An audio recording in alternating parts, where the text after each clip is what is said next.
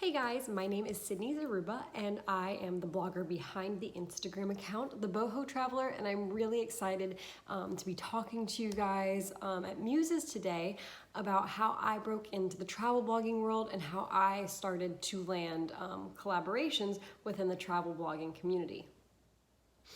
So first things first, I just want to talk to you guys about why I started blogging in the first place. I was living in Italy at the time and I wanted to share my adventures with my friends and family back at home. And also I had so many people asking me how I managed to live in Italy, and I was honestly so sick of answering the same like 10 questions over and over and over again. How did you move there? What visa process was it? Did you do this? How did you do that? Did you just pick up everything and leave? That I decided to write one of my first articles on my website about it, wrote it, put it out, and then whenever somebody messaged me, so how did you start your move to Italy? I would just copy and paste the link and send it to them. So I was like, I am done answering this question so many times.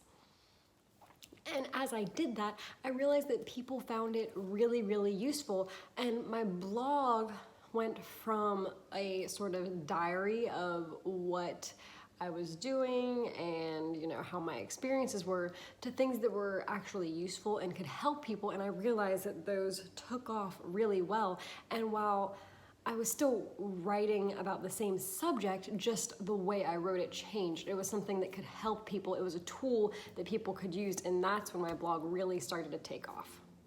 So I was living in Florence and I was asking myself, okay, what can I write to help people here?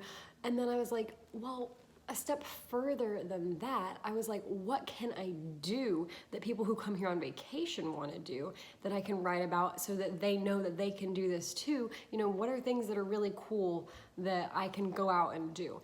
And so that's actually how I landed my first collaboration with Fun in Tuscany, which is a Chianti wine tasting tour company, and they do all sorts of different tours. You can do like Vespa tours through the vineyards.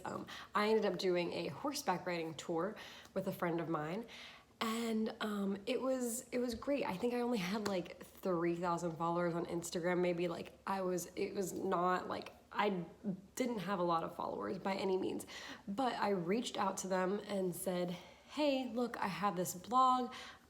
I work for Florence for Fun. I know you guys do a lot of work with them. Is there any way that we could work something out that I can, go on one of y'all's tours and do a YouTube video and, write an article about it, post about it on my Instagram, and, we work together so that I can do this for free and then help you guys out, by some exposure on my blog. And they went for it. They even let me bring a friend, and it was a great experience. We both, really enjoyed it. I mean, that article still gets tons of views on my blog to this day. This was 2 years ago now, so it's still working. It's still, people are still finding it useful, even though it was something that happened, what seems like another lifetime to me, but it's still totally relevant and pertains to them. And then I was working at this awesome company where I was taking students on weekend trips all throughout Europe. Life was great. I got to travel for free. I was also paid to travel. I was paid to write about travel. I was paid to take pictures of these people traveling. It was great. And then I moved back to America, and don't get me wrong, I love moving back to America. I had to finish my broadcast journalism degree, and so, had to finish school, all that stuff.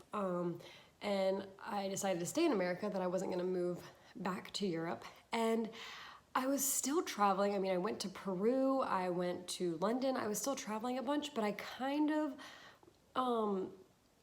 after I went to Peru, I kind of just forgot about collaborations, and Instagram changed their algorithm, and it was making it harder and harder for me to get new followers, for me to find people who liked my content, for me to interact with people, and it just became such a challenge, and it was so just pulling me down. The thing was, I was still traveling and still going about the actions of being an influencer, but I did not have the mind of an influencer. I wasn't thinking, what would, my favorite influencers be doing if they were in these great situations that I was in?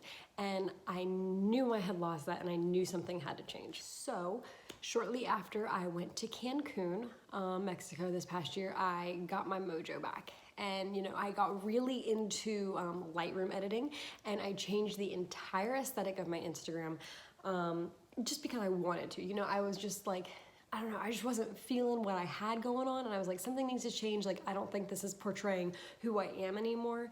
I've grown. I think my Instagram should portray that.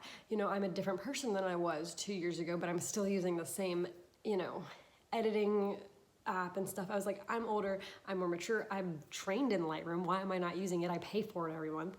I was just using a basic phone app.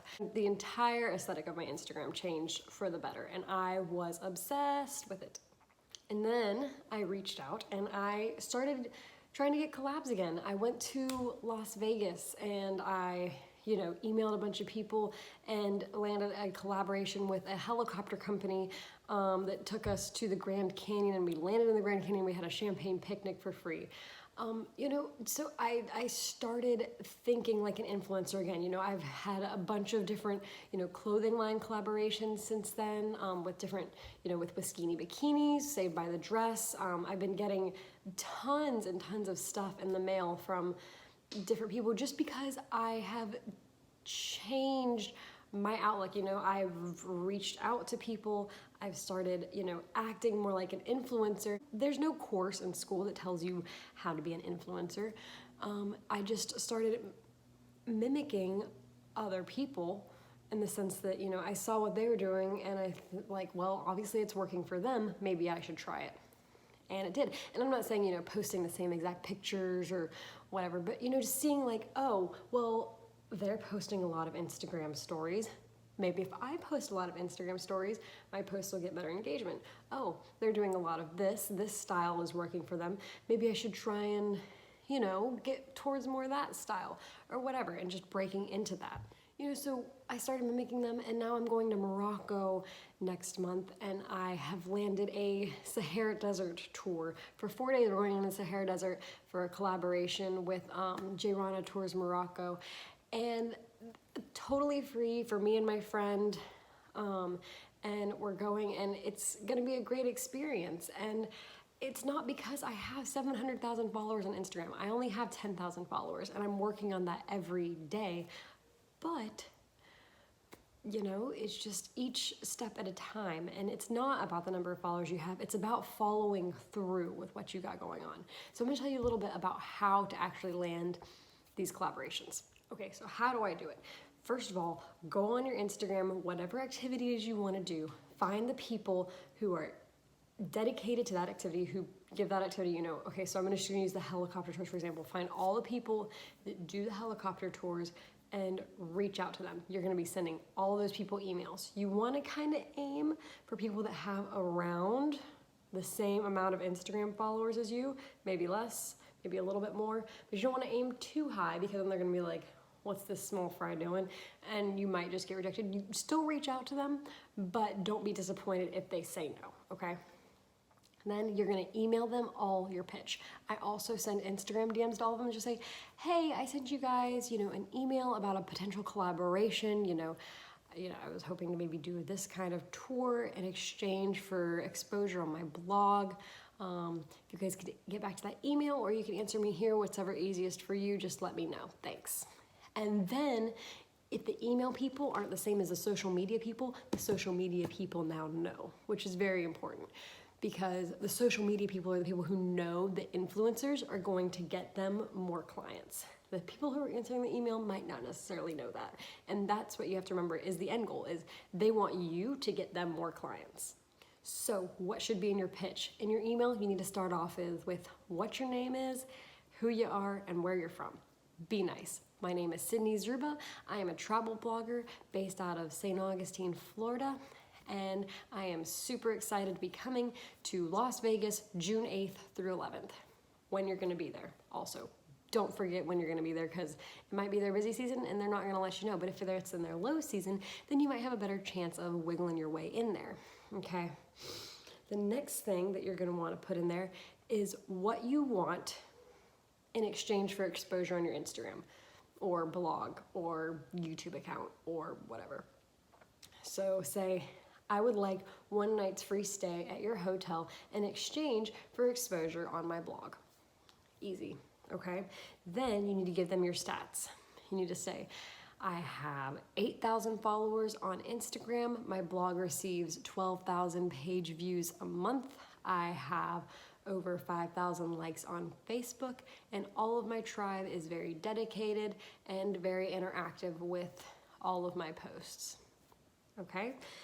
Then you need to tell them exactly what you're willing to give them. Do not promise too much. Promise exactly what you know that you can give them, and then expand on that. Take it a step further, okay? So guarantee them, you know, what I usually do is I say, I can guarantee you 3 Instagram posts, 3 Twitter posts, 3 Facebook posts, 1 blog article dedicated just to you, a mention in another article, and either a video on YouTube or IGTV. And that's that. And then the final step is follow up and follow through. If they don't answer you within a week, follow up on them, stay on them. Say, hey, sent you guys this email about a week ago. Just wanted to know if you were interested in a collaboration. You know, if you could just get back to me whenever you have a couple of minutes, that would be great. Thank you so much. Eventually, they'll get back to you, and eventually one of them will say yes. It will happen, I promise. And then when they do, follow through. If you don't follow through, nobody's ever gonna wanna work with you. Because believe me, you will want people on your side, okay? You'll want people, you want these examples to show to people and say, hey, this is what I did. People can go back in your Instagram and look and see if you followed through on a collaboration or not, okay? And I mean, some of the collaborations I've used, I said, oh my gosh, you're the best influencer we've ever worked with. Like, can we please use you as your example for all of our future influencers that we work with? And to me, that is like the most flattering thing anybody can say, because I over-delivered to what I promised, okay? I fulfilled what I promised, and then I took it a step further and gave them even more, okay? And that's what you need to do. That is what it's about. It's not about, I mean, sure, yeah, you get these cool Instagram pictures, but it's about, you know, helping people, helping these people who are gonna get more clients, helping people who are gonna go on vacation and want to do something cool with their friends and family. And so you're helping them, they're like, oh my gosh, that helicopter ride to the Grand Canyon was awesome. We should totally do that when we go there. And it gets them money, it gets you free stuff and money. You know, the more advanced you are, the more, you know, you can start charging to do that. Not just free stuff, you can charge. So it's all just about seeing the bigger picture and actually following through with what you say you're going to, and understanding why you're doing it. You know, it's not just about a pretty picture in a bikini in Italy. It's about these people who have real lives and you who have a real life and all of that stuff. You know, there's more to it than just saying, oh, I'm an influencer, send me free sugar bear hair. You know, there's so much more to it than that. And if you show people the real person you are behind all of the influencer, behind the Instagram aesthetic, behind the blog, then they're gonna wanna work with you, and they're gonna see that you are genuine and who you really are, and things will work out for you in the end, I promise. Thank you guys so much for watching. I hope that this was helpful for you. And don't forget to follow me on Instagram at the Boho Traveller. Give my Facebook page a like, and I will see you guys soon.